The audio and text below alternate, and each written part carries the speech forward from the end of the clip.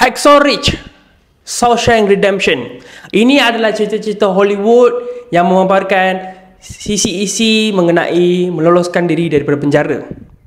Mungkin kita pernah dengar cerita meloloskan diri daripada penjara, cerita-cerita yang dilakukan oleh banduan-banduan penjara di luar negara maupun dalam cerita-cerita Hollywood. Tapi tahukah anda di Malaysia terdapat cerita begini seakan-akan Hollywood yang berlaku pada tahun 80-an.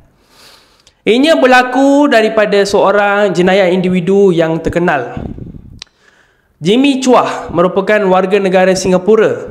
Dia merupakan bekas pegawai polis. Dipecat kerana tatah laku yang tidak boleh diterima. Dia kemudiannya menjadi seorang ketua jenayah yang mula terkenal. Menjadi ahli kongsi gelap dan memiliki senjata yang berbahaya. Dia menembak dan meragut nyawa seorang pegawai polis. Disebabkan tindakan ini, pihak polis pun memburu dia. Dan akhirnya dia terjerabak dengan perangkap polis itu. Apabila dia tengah memandu Nissan Sunny yang dikatakan dimiliki daripada pencurian dia, pihak polis dapat menyerbu dia dan menangkap dia. Dia akhirnya ditahan di penjara Pudu dan dijatuhkan hukuman penjara dan hukuman gantung atas kesalahan meragut nyawa pegawai polis. Namun Jimmy Chua ni pandai. Dia mula menghasut tahanan-tahanan penjara lain dan dia menceritakan agar mereka semua boleh dibebaskan daripada penjara dengan cara yang tidak betul. Apa yang dia lakukan itu adalah kisah yang menarik.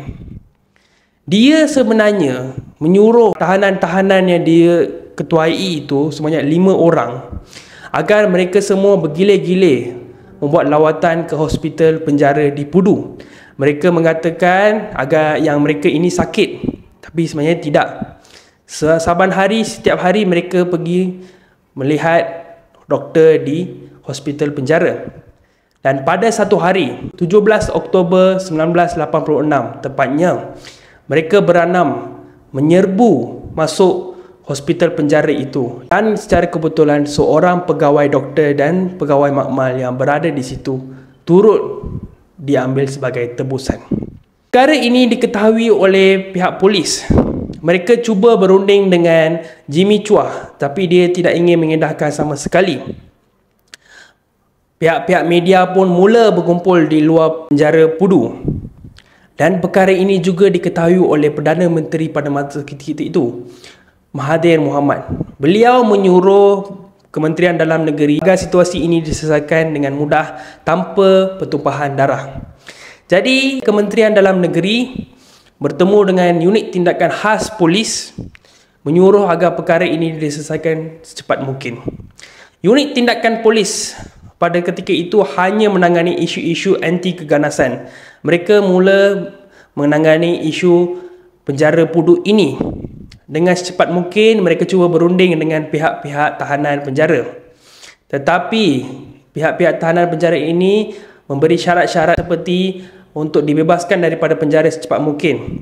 Dan juga Jimmy Chua juga menyatakan syarat agar polis yang menangkap dia berjumpa dengan dia di dalam sel tahanan penjara. Dia mungkin ingin untuk membalas dendam. Tetapi syarat-syarat ini tidak diindahkan oleh pihak polis. Mereka cuba cara lain.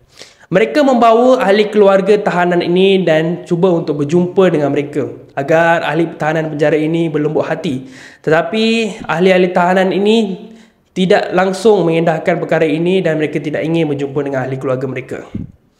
Namun, hanya ada salah satu daripada tahanan penjara ini setelah beberapa hari kemudian dia berlembut hati dan akhirnya ingin menyerahkan diri.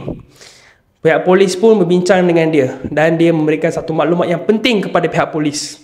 Dia mengatakan bahawa pintu yang dijaga, iaitu pintu masuk hospital, hanya dijaga oleh satu orang.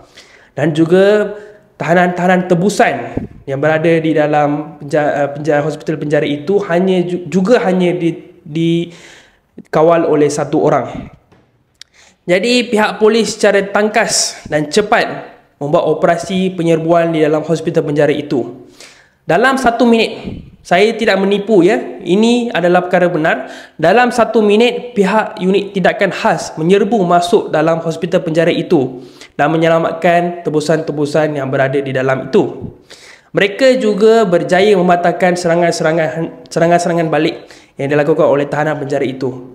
Semasa tahanan itu juga terpingga-pingga, terkejut, tiba-tiba mereka diserbu secara hendak. Jadi, pihak polis yang berjaya menangkap Jimmy Chua dan juga anggota-anggota tahanan itu, mereka dipenjarakan semula dan dijatuhkan hukuman menculik yang membawa kepada hukuman gantung. Apa kata anda? Cerita-cerita begini pernah terjadi di Malaysia, ya? Dan banyak lagi cerita-cerita lain yang pernah terjadi. Kongsikan dekat bawah dan mungkin saya boleh bawakan video-video mengenai cerita-cerita anda. Dan juga jangan lupa follow agar anda dapat melihat cerita-cerita video-video yang saya sampaikan.